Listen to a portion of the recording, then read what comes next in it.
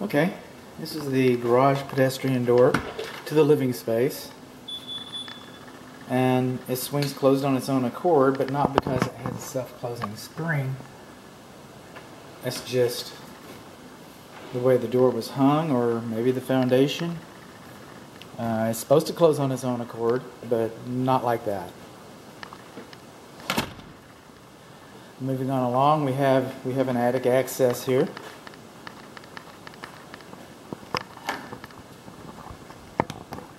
The garage attic.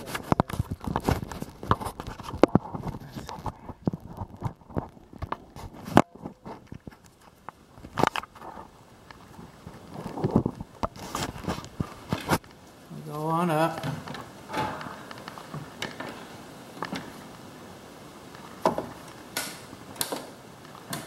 Maybe we got a light up here. I see an extension cord. Shouldn't have an extension cord like that. What's that about?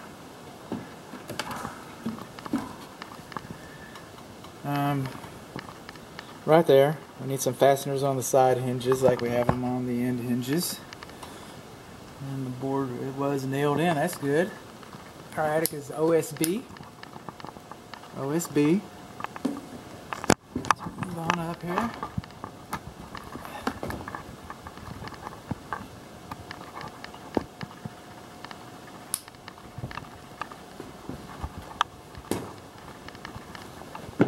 This is the water heater flue.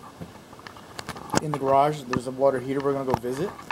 It's not properly supported in the attic, and it's too close to combustible materials. Then this plastic sheathing that they put over this bad insulation, that actually hold moisture next to the walls. It shouldn't be done like that.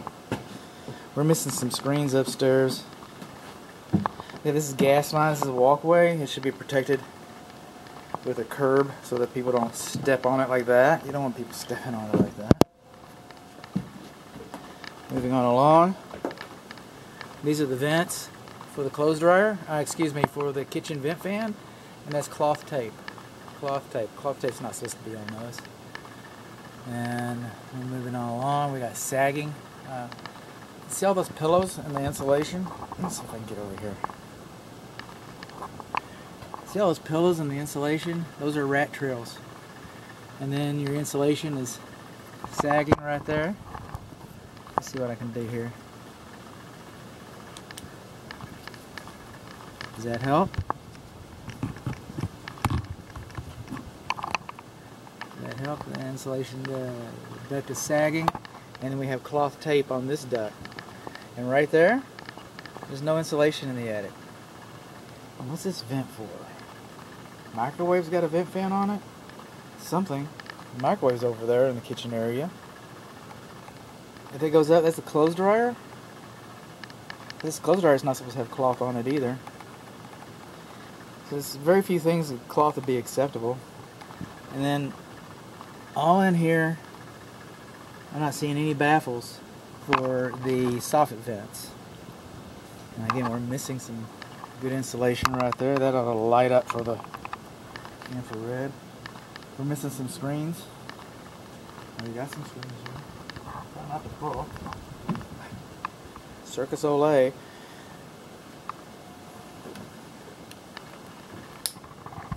What else have we got?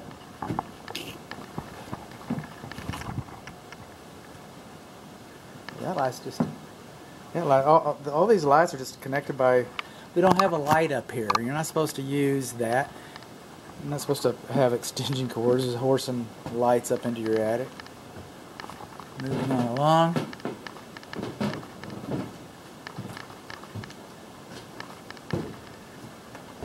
Let the derating begin. This is beyond the scope of what I do, but when you got wires bundled more than 4 inches, then there's certain load calculations should have been made. I guess they were. I don't know. I just see it. Man, our house is ages old. We already started doing palm bracing. There's some palm bracing right there. The code's pretty quiet about palm bracing. It's just as long as it transfers the load. It doesn't help with uplift though. I can't really cite a code about it though. So it's just good to know that you got it, I guess. Okay. We're going to leave this ladder down. And more sagging on the air duct.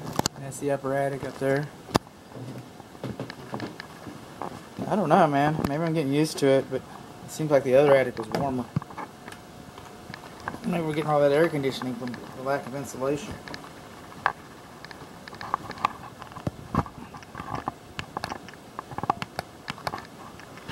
Let's set this up here so I can find it in my movie tonight when I get home. Wonder what happened to that light. I'm going back up to take some still images. I'm not that silly. Okay. This is the switch for the automatic door opener. It's lower than 5 feet, and it should have a warning notice for children. And it's not illuminated. Little hands can come up here and grab that. Speaking of little hands, the optic sensor works. We do not have a door handle. We do not have spring tension notices on the bottom 2 corners of the first panel. We do not have a pull handle from the inside. This is the manual door lock. It's been decommissioned. That's a good thing. We do not have a warning notice on this. The courtesy light is not working. It's not GFCI because they weren't back then. The garage ceiling doesn't have GFCI. But we do not have a courtesy light. Just things. Okay, this is a pedestrian door to the backyard.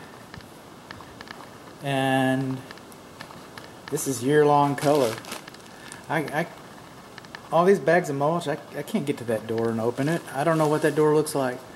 I hope it looks okay. I really do, but I can't tell you. This is the water heater for this side of the house. Of course, the fluid was not properly supported in the attic. We do not have escutcheon plates. This is the bonding for the electrical. Ooh, what's that? That's a termite tube. Look at that. Are you active? Where's that rust?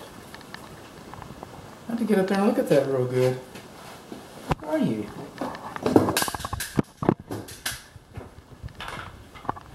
That's not rust. That's a termite tube right there. Shelter tube is what they're called. Subterranean termite shelter tube. Alright. If this house hasn't been treated, it needs to be treated. We do have some rust. That's rust. There. No, that's foam. These supply lines should be insulated. All this should be insulated. This temperature pressure relief valve should be insulated. That draft hood is not sitting up there very pretty. That needs to be set up right. Otherwise it's going to spill carbon monoxide into the garage space. Electronic ignition. We do not have a gas sediment trap. The safety pan discharges directly onto the floor. We do not have a care and use manual. It's 50 gallons. I believe it's 50 gallons. 50 gallons. I gotta find out when it was made. It wasn't made in 1999. I don't think. I'm gonna have to Johnson, U.S. Crafter, Whirlpool, Johnson. They're kind of difficult. I'm gonna do some cross referencing. Coming back, take a still picture of that. Shelter tube. I'll be.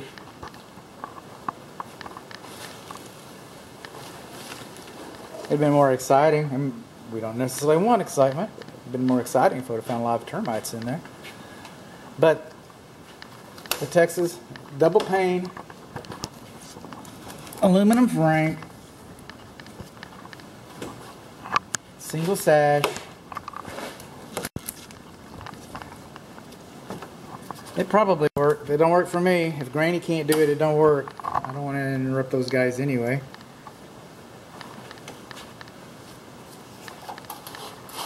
I can't leave it unlocked. I'm going to prove how strong I am just to leave the house unsecured. Okay, structural pest control services. If a house has experienced termites and you cannot find signs of previous treatment, then I have to recommend treatment. I'm recommending treatment for the subterranean termite activity that we just saw. The optic sensors, they're not supposed to be closer to the ground than farther from the ground than 6 inches. Otherwise, little kids can get trapped in there. You don't want that to happen. This is the electric service panel. It was nailed in. Hallelujah. Hallelujah. I don't like saying that all the time. Alright, you shouldn't have a gap more than 1/8 of an inch. This is called bundling. It's very common, but there it is. I have it at my house. My house is not for sale. Alright? So what happens is we have these big holes, these big knockouts. That's for L1 and L2. We don't know where it's coming in, so we have them perforated in different places of the cabinet. And then we got these smaller ones. And what those smaller ones are for is these wires. You're not supposed to bring more than 2 cables into a cabinet at the same hole. So there we go. Bundling. Again, very common. Not discounting my work. The leads on those are kind of long, and if it was installed today, there'd be little protective rubber boots on there. This is your main neutral coming in. It should be wrapped with white tape. These are white hots. If you don't know they're hot, you don't belong in this cabinet. Stay out. Don't go. But there should be black tape on there so that any fool would understand that you got white hots there. And you got double lug neutrals. You can double lug grounds. You can double lug grounds, but you cannot double lug neutrals. Some people read the code wrong and they think you cannot double grounds, but you can. Neutrals, you shouldn't do that. You shouldn't have sawdust in the bottom of the cabinet like that. And then on the door, I'll back up a little bit. On the dead front cover plate for the load center, you should have duplicity, which you do, there's numbers there, but it's hand labeled. It's hand labeled and it's supposed to be printed like that. Printed like that, not hand printed like that. So, this guy. Lawn sprinkler system, we got care and use manual, we got instructions, that's pretty good. We got a rain sensor. It's bypassed right now, but there is a rain sensor for it. The only thing that we don't have is the stations. The stations are not labeled. And then there's some little issues out there. You got zones. The zones are not labeled. Zones 1 and 5 are spraying the house. Zones 1, 4, 5, and 6 are spraying the fence. Zones 2 and 6 bleed out. And zones 3 and 4 are spraying the flat work. The flat work, so the cement, driveways, sidewalks, streets, stuff like that. The bleeding out is when you lose pressure.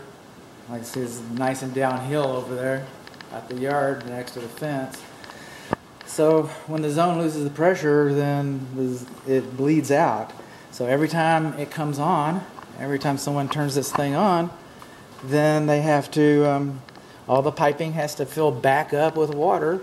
Then it waters your yard, and then it drains. And then tomorrow, then they've all got to fill back up, and then it waters your yard, and then it drains. And so every time you water one zone that bleeds out, you got to fill all the piping up twice. Well, you fill it up once, but you lose it. Anyway, it kind of piggybacks. I got carried away. I do. I get carried away. I'm that guy. See this? It says protect the circuit. You're supposed to have that on every receptacle, and this one belongs to that GFCI. This GFCI trips it, and this is the one from just an earlier video when we had got the GFCI on the patio. It goes to that guy. But he's supposed to have a label. He's supposed to have one of those ugly little labels that we all peel off. He's supposed to have a label like that. He doesn't have it. Let's take some still images.